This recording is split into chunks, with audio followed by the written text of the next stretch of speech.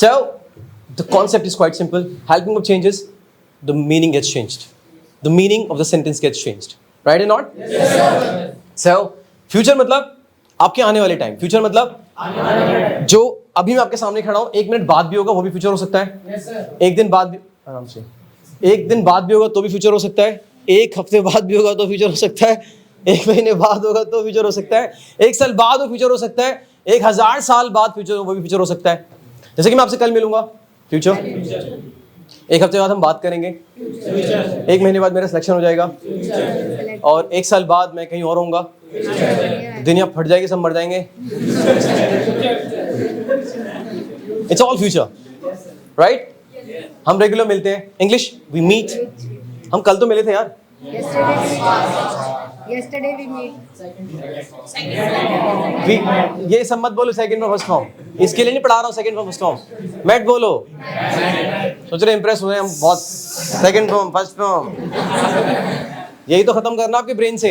कि second first form खत्म करो, सीधा बात करते हैं वर्ब पे. So we met, we meet, will meet. Difference समझ आ रहा होगा. Will meet, will talk, will learn, will practise, will think about it. Right? So regular habits, first form. Go, come, teach, learn, speak, dance. So we met, we meet, will meet. Difference समझ आ रहा होगा. Will meet, will talk, will learn, will practice, will think about it. Right? So regular habits, first form. Go, come, teach, learn, speak, dance. कुछ ऐसा बताने के लिए जो आपकी जिंदगी का रेगुलर हैबिट्स का हिस्सा हो. आज ही नहीं हो रहा है, सिर्फ फ्यूचर में नहीं होगा, वो चलता हुआ आ रहा है. आप कहते हो मैं दिल्ली में रहता हूं. इसका मतलब आपका यही होता है इमोशन के जरिए कि आप ऐसा करते हैं. आज ही नहीं हुआ है, कल नहीं हुआ था. I belong to Kanpur. I belong to Kanpur, ये भी मतलब हमेशा से ही ना. I live in Delhi. Leave नहीं होता है, वो लिव होता है. I live in Delhi. Right? I eat burger. वैसे नहीं खाता हूं मैं. I eat burger. I eat. कल मैंने बर्गर खाया था. क्या बोलूंगा मैं? I ate. Right? So I had भी बोल सकता हूं मैं. कल मैं आपको खिलाऊंगा. So I offer you. I will offer you burger tomorrow. Easy or not? अच्छा, मैं इजी बोल रहा हूं इसलिए आप ये असर कर रहे हैं, ब्रेन में भी आ रहा है कि हाँ आसान है. Okay, great. यहां पर हेल्पिंग वर्ब नहीं थी तो हमने डू इंट्रोड्यूस किया था. यहां सेकंड में भी दिख रहा है यहाँ पे कुछ. और अगर पास की बात थी तो डिड नॉट आ गया था. और अगर हम जब फ्यूचर की बात करें तो ऑलरेडी विल दिया हुआ है. राइट और नॉट? अब हेल्पिंग वर्ब को आगे लेके चलते हैं. इंटरोगेटिव का बहुत सिंपल सा कॉन्सेप्ट होता है. जब भी बात हो इंटरोगेटिव की, हमेशा जब भी बात हो इंटरोगेटिव, इंग्लिश के हिसाब से इंग्लिश बोलती है कि सब्जेक्ट से पहले जिस हेल्पिंग वर्ब का आप यूज कर रहे थे, सो के बाद उसको उठा के आप आगे लेकर आओ. सेंटेंस क्वेश्चन का बन जाएगा. हिंदी में ऐसा बिल्कुल नहीं होता है, इसलिए हिंदी से इंग्लिश सीखना हमेशा डिफिकल्ट होगा. अंग्रेजी में हमेशा एक ही रूल अप्लाई होता है, वो कहती है, अंग्रेजी फीमेल है, आज पता लगा. हाँ, अंग्रेजी फीमेल है. नहीं, अंग्रेजी कहती है, कहता है. हाँ, अंग्रेजी फीमेल है. Nice. Okay, but it's beautiful. Language is beautiful, so as girls in the world are beautiful. Respect them. Always respect. If you want yourself to be respected, respect women first. Second, guys, helping verb so एक से पहले आती है. Right? अगर आप बोले I am Harinder, M को आगे लेकर आते हैं हम. Am I Harinder? Question create हो गया है. Where? नहीं. You are in the market. आगे लेकर आते हैं. Are you in the market? The same it goes with do does. Does का जो concept है सिंगुलर के साथ आता है. अंग्रेजी ना सब्जेक्ट्स को 2 हिस्सों में डिवाइड करती है. मुझे समझ नहीं आया कि क्यों उन्होंने किया ऐसा. मैं मतलब अगर कोई बोलता कि ही गो तो मुझे उतना ही समझ आता जितना कि वो आई गो में आ रहा था. लेकिन बट स्टिल अंग्रेजों ने बैठ के कुछ बातचीत की होगी. किसी को बुरा लग गया होगा, मेरी कोई बात सुन नहीं रहा, उसने ऐड करवा दिया, मेरे लिए लगा दे यस यार. तो बस ये समझ लेना कि जब आप सिंगुलर की बात करें तो कोई नाराज अंग्रेज बैठा हुआ था उनके बीच में और उन्होंने बोला कि जब सिंगुलर की बात हो, अकेले की बात हो, तो ऐसी यस लगा देना. किस कंडीशन में? जब वो एक व्यक्ति की बात करेगा. ही, यहाँ कोई है ही में से? ही, शी, किसी पर्सन का नाम लिया जाए, आपका नाम कविता, ऐसे तो ऐसे ही यस. सेम चीज यहाँ पर वो डज बना देता है उसी कंडीशन में. Does not. Right or not? Yes. Does not. Interrogative में हमेशा हेल्पिंग आपको सेट से पहले लगाया जाता है. Do you? Did you? Will you? Do you? You know? Do you work in a factory? क्या तुम एक फैक्ट्री में काम करते हो? Do you teach in बरी इंग्लिश अकेडमी? सुन के मैसेज क्या जा रहा है? याद है ये हमेशा से फेवरेट सेंटेंसेस हुआ करता था हमारे रिश्तेदारों का, और हमारे जब घर पे आके पूछते थे in which class do you study. पहला सेंटेंस ये होता था ना, और फिर हम ऐसे कर आई एम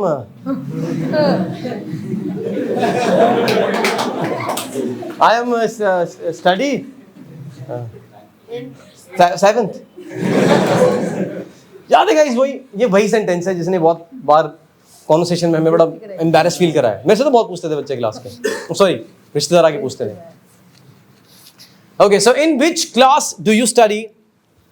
डू हेल्पिंग से पहले आया है. Do you go? Do you learn?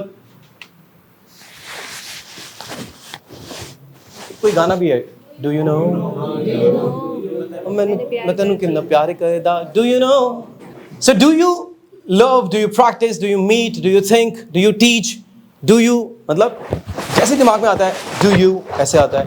Did you? अपने ब्रेन को ट्रेन करो एक बार सोचने के लिए. कोई बोले जब you know did you tell me that? Did you think about it? Did you think about it? Did you go? जिस ब्रेन को ट्रेन करो. डिड सुनते आपके ब्रेन में जाना चाहिए पास की बात कर रहा है, और पास की मुझे पूछना हो किसी से आप कब उठे थे? When did you get up?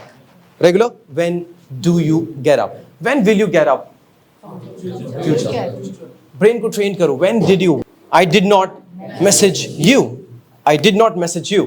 I don't message you. I don't like to message you. I don't. I did not. I will not message you. Right? Future. You know I go to college on regular basis. सुन के क्या message किया? I go to. Today I went to college with my friends. I went to college with my friends. And tomorrow I will go with you. Don't worry. Will. Hindi मत सोचो. Just focus on the words and the helping verbs which are being used. हम ऐसे train कर सकते हैं अपने brain को. सच बता रहा हूं. आपको भरोसा हो रहा है? ऐसे बोल रहे हैं आप? मतलब ये इसके बजाय कि हम ये सोचने के लिए ट्रेंड करें मैं ऐसा करता हूं तो आई डू, मैंने ऐसा किया तो आई डिड, और मैं करूंगा तो विल. नहीं, हम इंग्लिश से भी ब्रेन को ट्रेन कर सकते हैं. विल मतलब फ्यूचर, रेगुलर हैबिट्स मतलब फर्स्ट फॉर्म, और पास्ट मतलब सेकंड फॉर्म. That's it. आपको लगातार ना 4 से 5 दिन ये सुनने और समझने की जरूरत है. कसम खा के बोल रहा हूं, आपको कभी जिंदगी में जरूरत नहीं पड़ने वाली इन सब चीजों की, हिंदी टू इंग्लिश की. सिर्फ आपको ना लगातार 5 दिन अपने ब्रेन को लगातार इसमें प्रैक्टिस में डालना है. पुश करना अपने ब्रेन को कि हाँ मुझे सुननी है बार बार बात. ये डिड मतलब पास्ट, डिड मतलब पास्ट, डिड मतलब past, did not go, did not learn, did not practise, did not think about it, did not teach, did not meet you, did not think about it, did not go to college, did not speak to him, did not abuse you. Did not, did not, did not, did not, did not, will not, will not, will not. नहीं मत सोचो आगे, 1% मत आने दो brain में ये बात को. आपका ब्रेन जल्दी ग्रैब करेगा इन सब चीजों को, क्योंकि ब्रेन आपका सीधा भावना से वर्ड्स में आएगा. लेकिन पहले क्या होता है? पहले इमोशंस, फिर हिंदी, फिर इंग्लिश. हम सीधा पहुंच सकते हैं वहां पर. लॉजिक समझ आ रहा है? हम सीधा पहुंच सकते हैं जहां पर हम पहुंचना चाहते हैं, क्योंकि हम हिंदी भी ऐसे यूज करते हुए आ रहे हैं. हम हिंदी में बीच में किसी और को नहीं आने देते. जब हम हिंदी में बोलना चाहते हैं तो हमारे ब्रेन में सीधा इमोशंस आते हैं, जबान से वर्ड्स आते हैं, और हम कॉन्फिडेंटली रखते हैं बोलते वक्त और नेचुरली साउंड करते हैं. लेकिन जब इंग्लिश की बात आती है तो हम पहले भावनाओं को लेकर आते हैं हिंदी में और बोलते हैं उसको ट्रांसलेट कर इंग्लिश में, और ब्रेन सेकंड पोजीशन पे आ जाता है. लॉजिक समझ आ रहा है? मतलब यहाँ पे थर्ड मतलब 3 स्टेप में पहुंचता है वो जबान से आपकी, और जब सीधा इमोशन से सीधा इंग्लिश में आते हैं तो क्या होता है? सेकंड स्टेप पे पहुंच जाता है सीधा जबान से. Emotions words, emotions words. Go, come, teach, learn, speak, regular. Past, went, thought, learned, decided, spoke, danced. Future, will go, will teach, will learn, speak, will dance. Future, I don't. I did not. I didn't think about it, man. I did not think about it. I did not go to college. I did not work. I did not practice. I did not pay the fees. I did not meet that person. Did not, did not, did not. I did not work for you. I worked for a company. Right? Yes, sir. I don't. I don't vote. I don't watch. I don't love. I don't criticize. I don't appreciate. I will not, will not, I will not, I will not. Just train your brain. Will पे focus करो, ना कि गागी पे. 1% भी नहीं. हिंदी निकालने की जरूरत नहीं, ब्रेन समझ चुका है वो बात. हिंदी भी सोचने की जरूरत नहीं इस बात की क्या बोला जा रहा है. I will go, समझ आया होगा आपको. बिल्कुल जरूरी नहीं है मैं जाऊंगा सोचने की. जब मैं बोलता हूं मैं जाऊंगा, क्या आप किसी और भाषा का यूज करते हो उसको समझने के लिए? आपको सिर्फ पता होता है कि जा मतलब जाना होता है, और गा लगा तो मतलब भविष्य की बात कर रहा है. सिमिलरली विल मतलब पता है आपको किस लिए होता है, और गो मतलब क्यों जाना. गो मतलब पता है हमें. गो मतलब गो, दैट्स इट. हम यही तो प्रॉब्लम कर रहे हैं. गो मतलब जाना, ईट मतलब खाना, डिंग मतलब पढ़ना. ब्रेन को ट्रेन कर रहे हैं पहले सोच हिंदी में.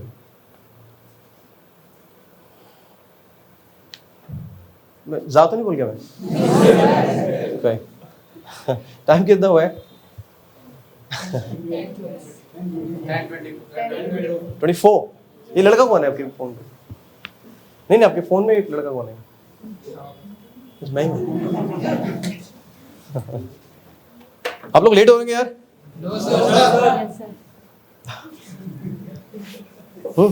तो भाई भी बैठे हैं पीछे वाली गली में.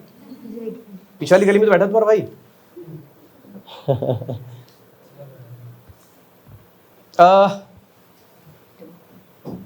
आप में से लोग चाहेंगे 21 डेज के लिए सेशन? जो लोग नहीं चाहेंगे उनके लिए भी एक हमारे पास एक ऑप्शन है. हम लोग उनका सेशन स्पेशली नीरज सर, अभय सर या किसी ट्रेनर से, उदय सर या दिव्य मैम, जो भी मतलब सीनियर ट्रेनर्स हमारी अकेडमी के, उनसे ऑर्गेनाइज करवाएंगे स्पेशली. मतलब ऐसा नहीं है कि आपको सबको ज़बरदस्ती ग्रामर सेशन अटेंड करना है. थोड़ा ढंग से चलाओ, डांस वांस हो जाए. फील में आ भाई, ज़िंदगी की कुछ सीखने की. जब म्यूज़िक हो तो म्यूज़िक हो, जब पढ़ाई हो तो सिर्फ पढ़ाई हो. नहीं फीस क्यों बढ़ाएंगे यार, कैसे बढ़ाएंगे फीस? फीस बढ़ाना मकसद थोड़ी है, आपको इम्प्रूव करना मकसद. मतलब इसके पीछे सेशन, इसके पीछे लॉजिक क्या लग रहा है आपको? इस सेशन के पीछे, हमारा 21 डेज के पीछे लॉजिक क्या लग रहा है? क्योंकि सबसे 9 वाले बैच में सबसे ज़्यादा बेसिक स्टूडेंट्स आते हैं हमारे पास, और हम चाहते हैं कि एक बार ग्रामर ऐसे कवर कर लें कि उनको कभी पीछे मुड़ के ना देखना पड़े कि ग्रामर के कॉन्सेप्ट्स क्या है. जैसे मैं पढ़ा रहा हूँ आपको, अगर मैं 21 डेज़ की जगह उसको मैं 30 डेज़ भी करता हूँ ना, आपकी ग्रामर आपकी ज़बान पर होगी और आत्मविश्वास यहाँ पर होगा आपका. ये मेरी ज़बान है. चलो गाइस, आपने प्यार दिया, इतनी वैल्यूज़ दी हैं और टाइम पर फीस दिया, उसके लिए बहुत बहुत शुक्रिया. Thank you so much everybody. Thank you. मुस्कुराए करो यार. Thank you guys, love you everybody. Thank you.